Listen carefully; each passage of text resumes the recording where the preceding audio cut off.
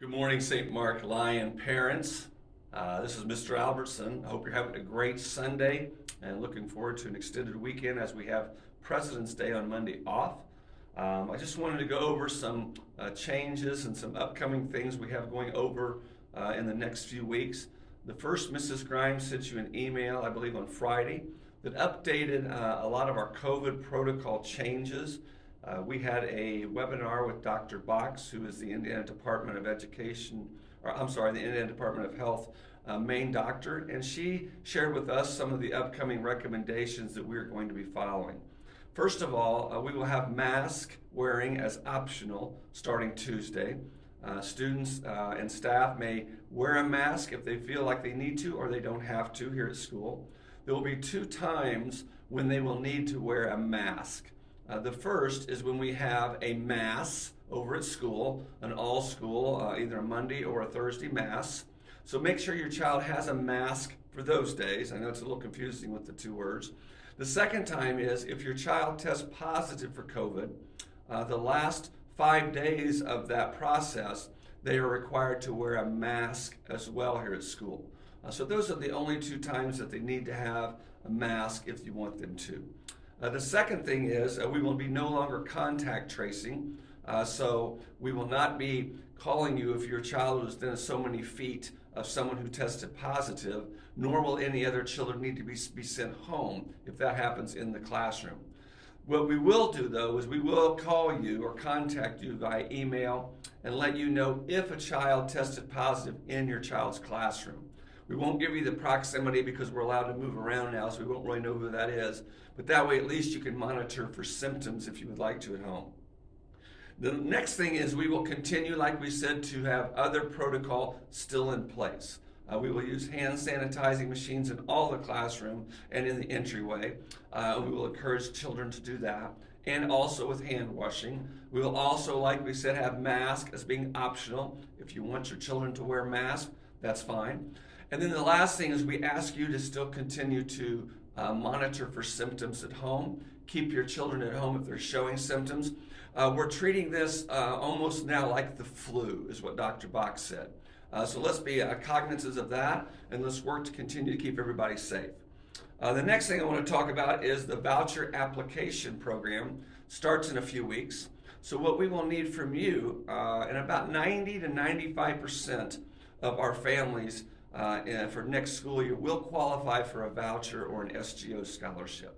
So what we need you to do is to, once you get your taxes done, is to send us the copy of the front page of your federal tax return. It should have your children listed as dependents individually and also your adjusted gross income. Those are the only 2 things that we need from your tax return. So scan it, email it to Ms. Lazinski, or make a copy of it and bring it into Ms. Lazinski so we can have it on file. The next thing is an update on the capital campaign.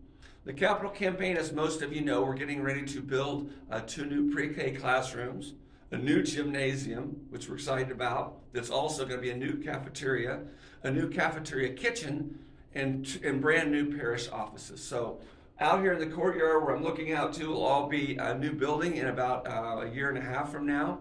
So the cost for the capital campaign, the building cost continues to rise, as most of you know. So what we are looking is to continue to take pledges and donations if you would like to do that or know someone. And also an update on the dates for deconstruction and construction. We will start tearing down the old parish center and leveling the ground probably sometime in July of this summer, so in about 5 months. And then we look for the completion sometime in the fall of 2023. We're not sure if it's the start of school year or a month or 2 into it. Depends on construction. So keep that in your prayers that everything goes well for that as well, because we're looking forward to that. The next thing is enrollment for 2022-23.